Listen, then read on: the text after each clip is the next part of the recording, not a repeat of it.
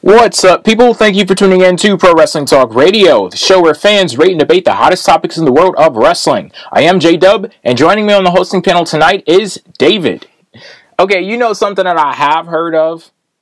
The search for a new PWTR host contest. And today is the day. The search officially comes to an end, as we will be announcing the newest member of the hosting panel tonight. The two finalists of the search will be joining us, and a decision will be made live on air. It's an exciting time in the wrestling world, and we can't wait to see what our new host has to offer when they become a part of the fray. Speaking of those exciting times, following the events of Raw and AJ Styles' departure from TNA with their world title in hand, it looks like we're heading for big things in both WWE and TNA. We'll be covering it all on today's show, and we hope you join in on the fun. You can always chime in with your thoughts and opinions with the hashtag PWTR on Twitter as the conversation continues both on and off air. Our top story of the week. Monday Night Raw ended with a white-hot segment that was born out of Bryan and CM Punk teaming up to face The Shield. The Wyatt family made a surprise appearance to face off with their foes, only to end up getting it on with The Shield. Like the old saying goes, though, the enemy of my enemy is my friend. And when the two trios realized this, they united to take on Punk and Bryan. When everything was said and done, though, the tag team champions Cody Rhodes and Goldust, along with the Usos, ran to the rescue and stood triumphant in the ring with Punk and Bryan. You know, a lot of people are afraid to compare stuff to the Attitude Era, but I'm not like one of those pansies, those politically correct, damage-controlling pansies. That reminded me of a segment straight out of the Attitude Era. A huge cluster of somewhat unnecessary, somewhat Russo-esque type of booking, but you know what? I didn't care. That made me excited. I haven't been excited for an ending like that in quite some time for Raw, so great segment. It showed a lot of tension between the factions within the WWE, and it really showed the story that the roster is kind of coming. They're losing control over the roster, and they've done this type of storyline to death. They did it with the whole Triple H being the new COO, the walkout and whatnot. But this one started out with a huge bang. It started out very well, so I'm excited to see where this goes. Yeah, I thought the ending for Monday Night Raw was absolutely amazing. I really loved it. And the fact that you had Punk and Bryan at one point, when everything was going on, standing on the outside of the ring, and you had just those six guys, the Shield and the Wyatt family, they were all in the ring, mixing it up. I thought that was amazing. And we hear so much about WWE not building new stars, and I think this needs to be looked at in perspective. The fact is, a year ago, the six guys that the crowd was going absolutely insane over, that I was going absolutely insane over, none of them were on the main roster. And look at where they are right now. The fact that they can carry a segment, the main event segment of Monday Night Raw, and so many people are excited just at the possibility of those two factions getting it on. I thought it was great. And when Bray Wyatt, he stopped everything and he was like, hey, wait a minute, we have a common enemy here. Let's kick their asses. And then Punk and Bryan, they got involved. Then you had the Usos, Cody Rhodes. That's more into WWE building up those stars, because we could talk about how a year ago, how Goldust wasn't even in the company. Cody Rhodes, not too many people cared about him, or at least he wasn't a favorite in the eyes of the powers that be in WWE. And the Usos, it's just amazing what they have done with this team. And just to think that it all started with them getting into a feud with the Shield, a feud that they didn't even win.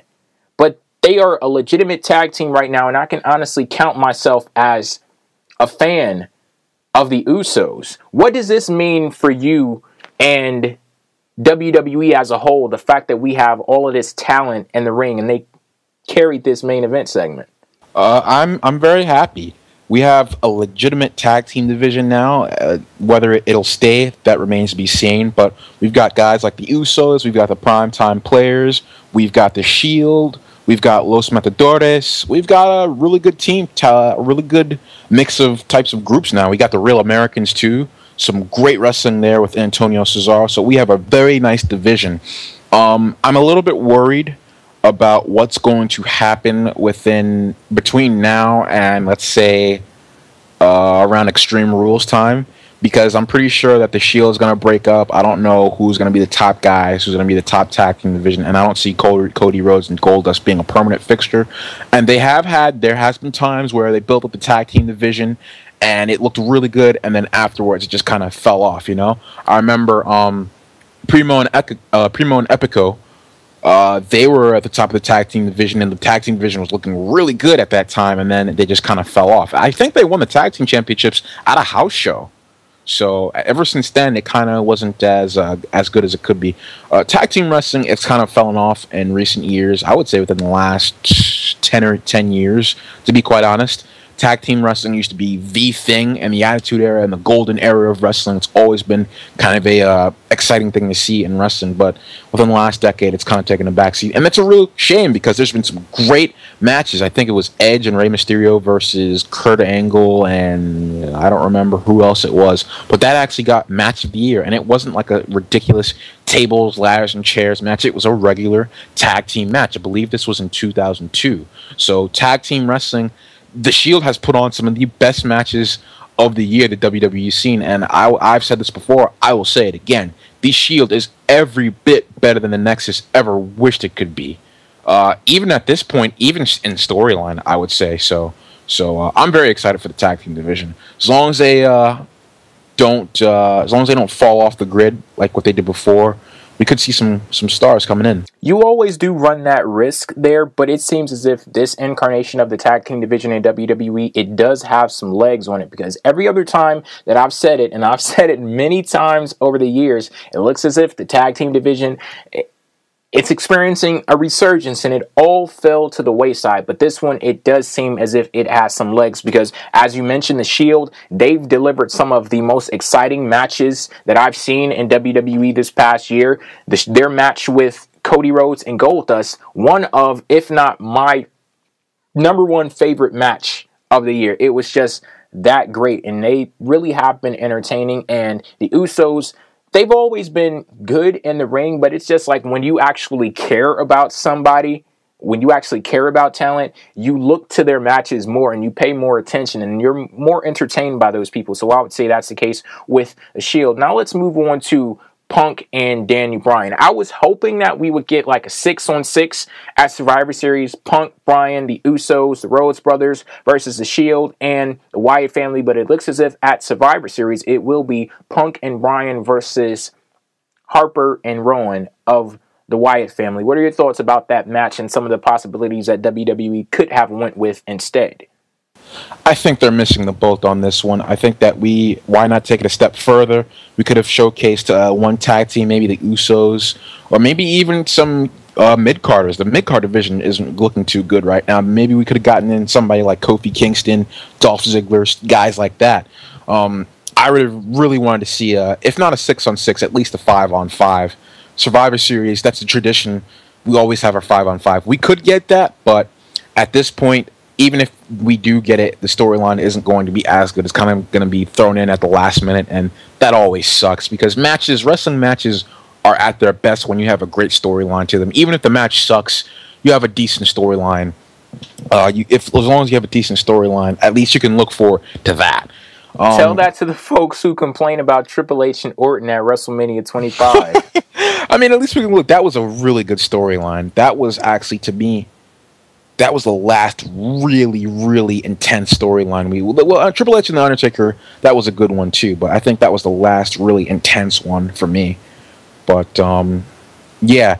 What was I? Yeah, as far as the guys that are going to be actually in the match, CM Punk and Daniel Bryan, I've been wanting to see these guys team up for quite some time now. They saved it for a while, and the anticipation has finally built up. I think they could have did a little bit better. They could have went into their history. I'm pretty sure they're not going to want to build up Ring of Honor, but they could have done a little bit better. These guys, I didn't get the sense of, wow, these guys, they've been best friends, they've been through it all, and they're finally going to team up together. I just kind of feel like it's, I hate these guys, you hate these guys. Why don't we just team up and just beat them up, I thought that they could have done a better job with that. Are they best friends, though? Like, I know I wouldn't say best friends. They ran in the same circles, but... Yeah, they're very good friends, I feel like they missed the boat.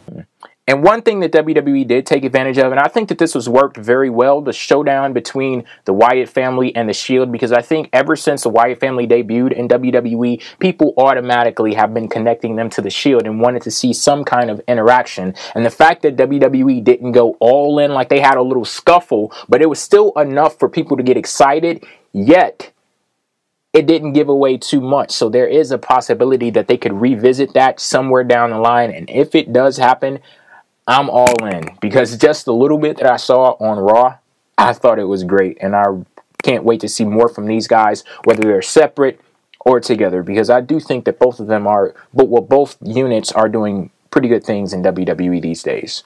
And you want to know the best thing about the tag team division?